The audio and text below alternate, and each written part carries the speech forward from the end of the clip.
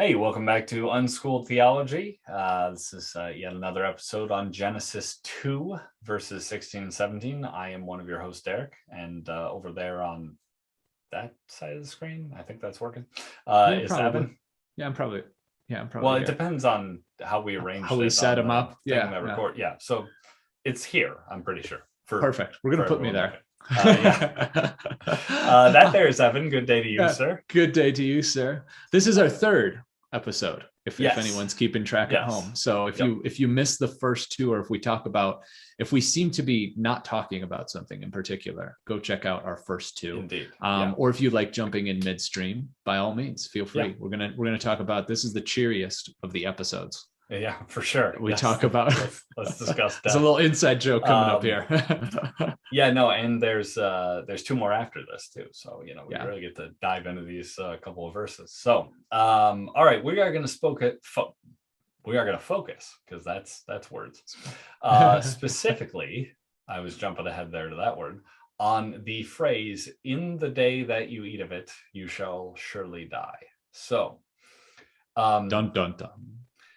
Now this might be a little side point here, but I do think this is perhaps worth a quick discussion because it's an opportunity to respond to a critique or criticism, if you will, that I think is fitting to bring up at this point, right? And that is that so far in this podcast, we've focused on our perspective of neutrality in regards to the element of historicity within these stories. And I've taken this approach for a while now, and I've had discussions with many different people actually on this subject. And I will say that there are many people who say that I am wrong and that you must take these stories literally, is the word that they say. And I've already discussed my issues with that particular word, but that's often what is said, is you must take them literally. And there is one critique and sort of justification for that claim that they must be taken literally, that I think I want to mention and address in light of this verse, because I think this verse is an interesting thing to bring up in light of that criticism, let's say. And that is the critique that by not viewing all of this as historical, we are picking and choosing what things we take to mean as being materially true and what we aren't. And so therefore, because we're picking and choosing, we should really just take it all literally. I'm excited where this is building to. I'm so excited where this is going. Yeah. For audio listeners, you're nodding along because I'm sure you've heard that critique yourself as well. And I just love what's coming up. There we go. Yes. So here, though, there's a bit of a problem. And that would be the fact that... Oh, you got a material problem? Yeah, indeed. No one takes the end of this verse literally in the sense that they use that word when they tell me to take it literally. Yeah. Because it doesn't happen. Right. Well, what we see here is that the same insistence upon the meaning of day as a literal 24-hour period that we are told we must interpret the prior chapter as, that we don't see that same insistence upon you must absolutely believe that a 24-hour period is being discussed here. Or the other option here too. The meaning of the word die. Right. No one takes the word die here as meaning an exact physical death within that literal 24-hour period, right? That it's not taken literally, and it would be so much less threatening too, because the other meanings of die you could say, well, I died a little inside. Imagine I know we're going into alternatives here, but still, imagine if it read, for in that day you eat of it, you shall surely die inside. Right. Like that would be so much less intimidating. Like that wasn't even an option. Come on. Nope. It's full death. So instead, though, what people do is they choose to look at least part, or even sometimes all of this phrase as symbolic. For instance, they might say that it is referencing a literal day, but it's talking about a symbolic or a spiritual death, right? So now you're deciding to not take that literally. Or sometimes they might say that it's a symbolic day and a literal physical death in addition to a spiritual death. I think most everyone includes the idea of sort of this spiritual death, this separation from God, as being a part of this.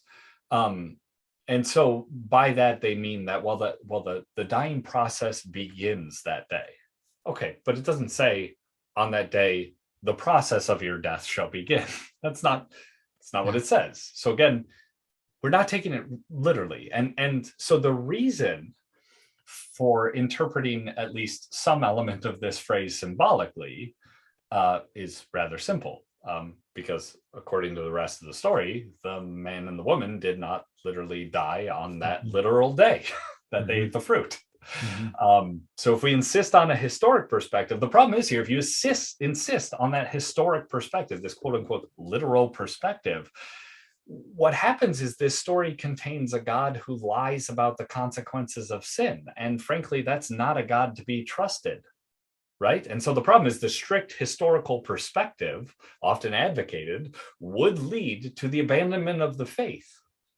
And I would argue, actually, though, that for many others, it is this insistence that has pushed people away from the faith, not because of this verse in particularly, right, but because of other inconsistencies that are created with that perspective. So instead of abandoning the faith, though, this decree by God is understood, at least in some part, symbolically. Good. That's as it should be. But we see, of course, the conundrum, right? It has, and we've talked about this before in regards to historical versus the symbolic perspective. It has far more power that way. Oh, of course, yeah. This is it. If this were just a story of a poison fruit, that's not not powerful. Yeah, exactly. And even Snow White doesn't mean what Snow White means. You know, I mean, even that has power to it beyond that. It's like if you're just interpreting this as God put some sort of poison tree in the middle of the garden that was there. I mean, even that, I can't, even if I describe it that way, I can't not view that symbolically. There's a poison tree in the middle of the Garden of Eden. Right.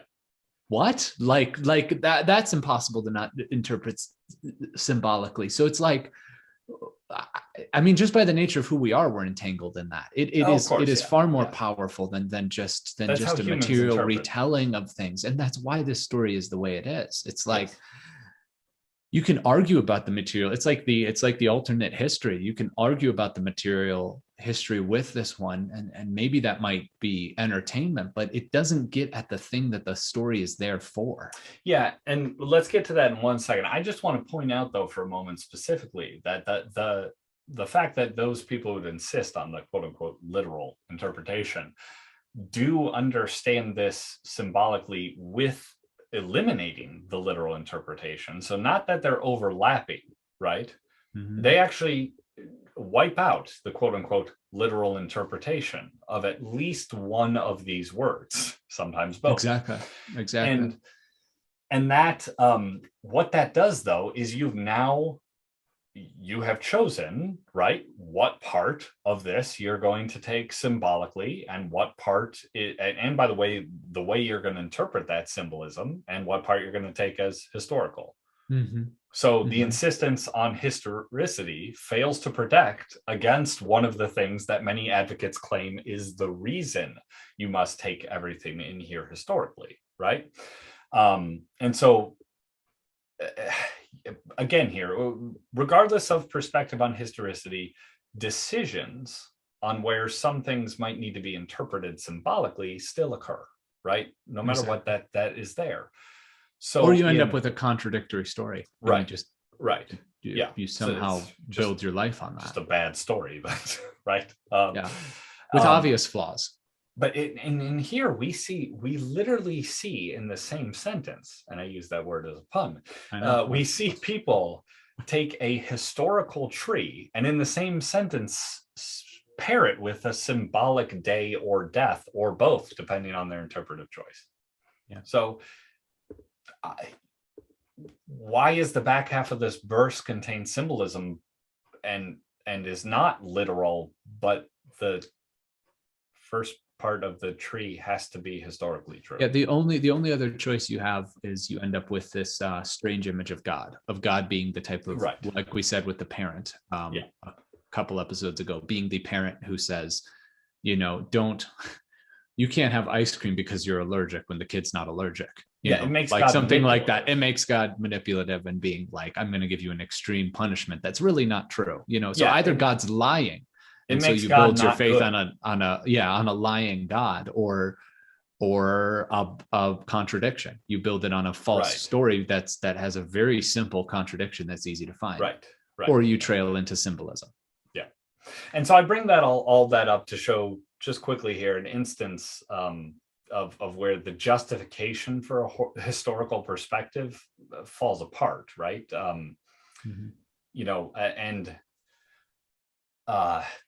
Just, I don't know, perhaps the critique against our more neutral perspective we're taking upon this is if it's founded upon that justification, maybe don't apply it quite so hastily. And as a reminder, because I do want to point this out, we aren't ruling out that there is the possibility of there being in some way something historically accurate about these stories, right? I just tend to believe that if that even is the case, they are at least condensed or simplified versions of that story that we've talked about time and again are very sparse, but they're sparse because they're meant primarily to express spiritual truths that occurred in these situations, and therefore they only contain the elements that matter to that spiritual truth sense, right? So that's why our interest here is particularly in the symbolic spiritual truth that is represented within these particular revelations. I mean, it speaks to purpose. It speaks to purpose. The purpose of these are not historical relay of facts. The purpose of these are the relay of spiritual truths. I think that can make that concise. That's what you're targeting? Yes. All right. So tangent aside, with that in mind, we now consider what might God be expressing to us with this particular phrase. All right.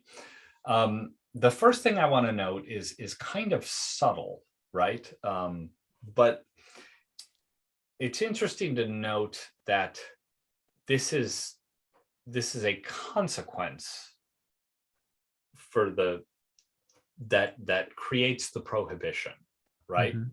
It's not that there's the prohibition and then this is like the punishment for it.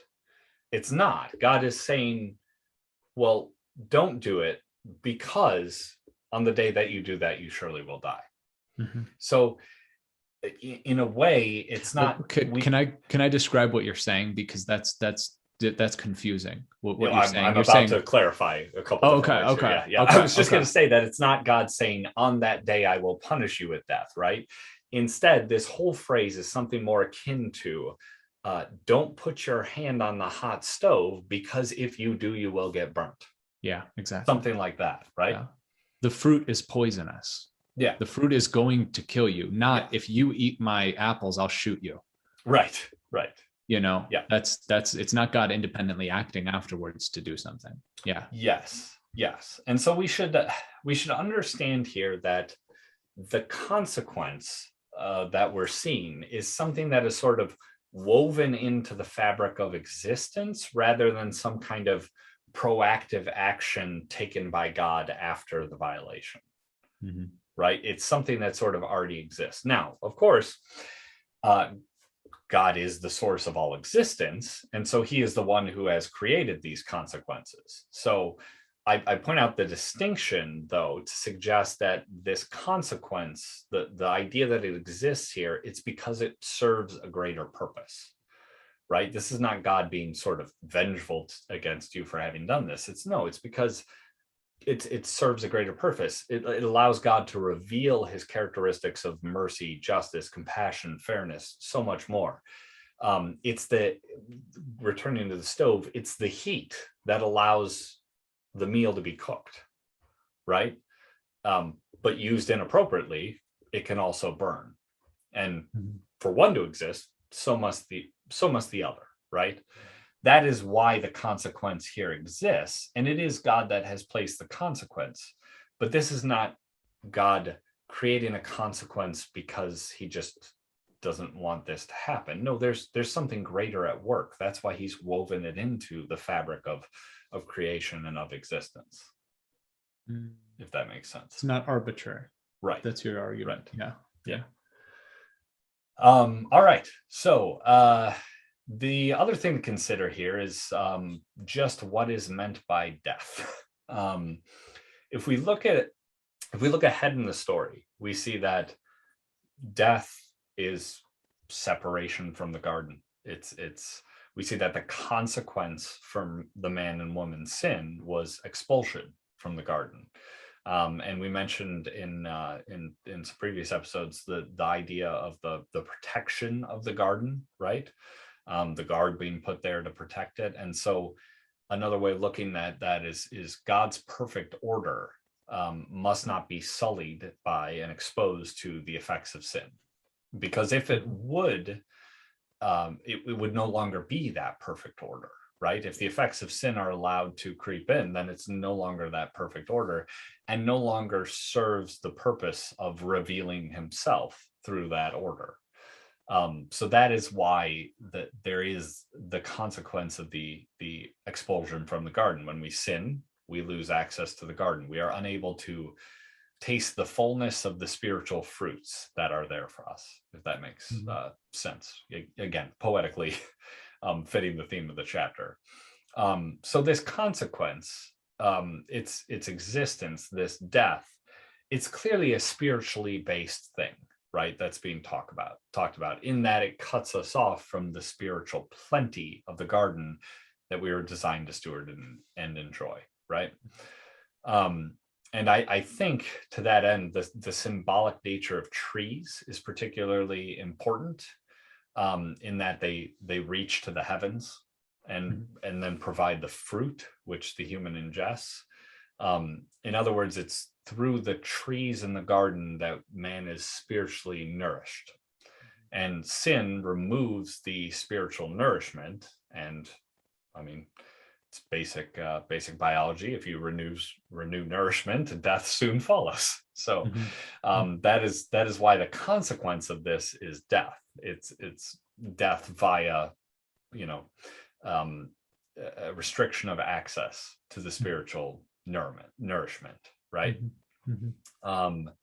So I want to say too, though, that the primary meaning of this verse, I think, is about this spiritual death, but I don't mean to say that the physical death isn't actually associated with this idea as well. I think physical death is very much related to all of this, in part sort of twofold, but one of the reasons is that physical death carries with it the symbolic relevance of spiritual death. It allows us to have a means of understanding that, right? A material thing occurring can often reveal to us the nature of the spiritual thing. So this physical death reveals to us the nature of the spiritual death that's associated with it as well. And physical death is a downstream consequence of the spiritual death produced by sin, right? Physical death is a result of the brokenness of the material world that comes from its misuse. It is the encroaching void and without form that we saw back in the beginning of Genesis 1, that chaotic state that the world has that can emerge in absence of God's order.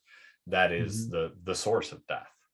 And so that's why I think when we get to Jesus, there was the need for him to bear the fullness of the consequences of sin upon himself. And so he had to physically die so that we might spiritually live, because that sort of is the culmination of the spiritual death is the physical death as well.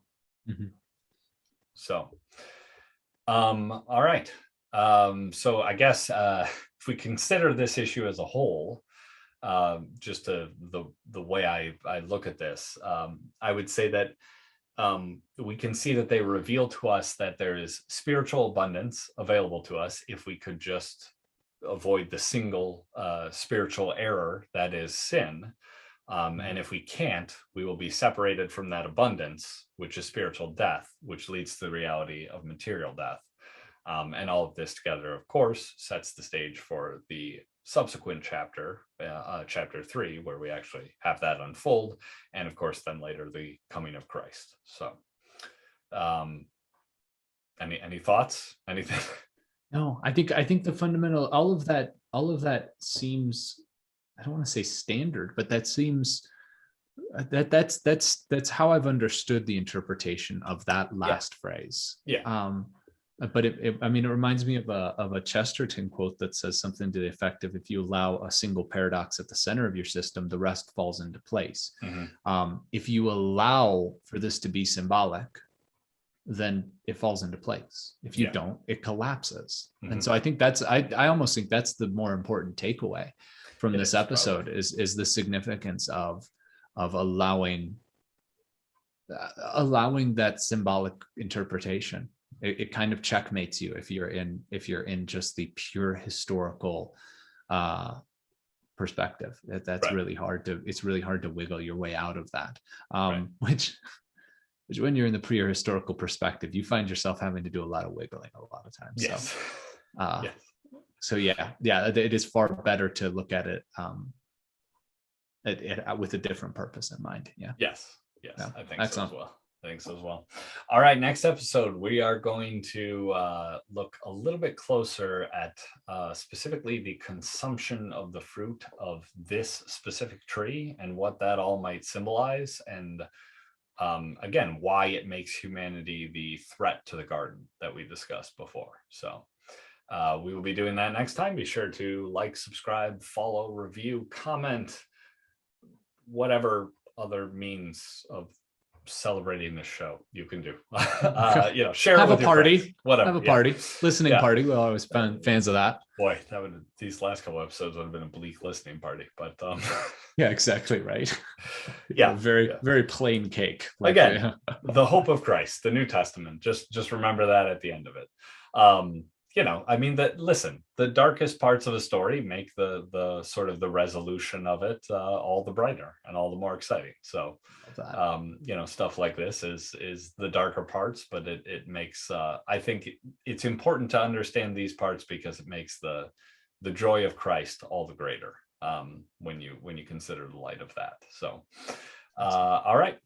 Email us. I forgot to mention that one, unschooltheology@protonmail.com, and we will catch you in the next episode. Thanks.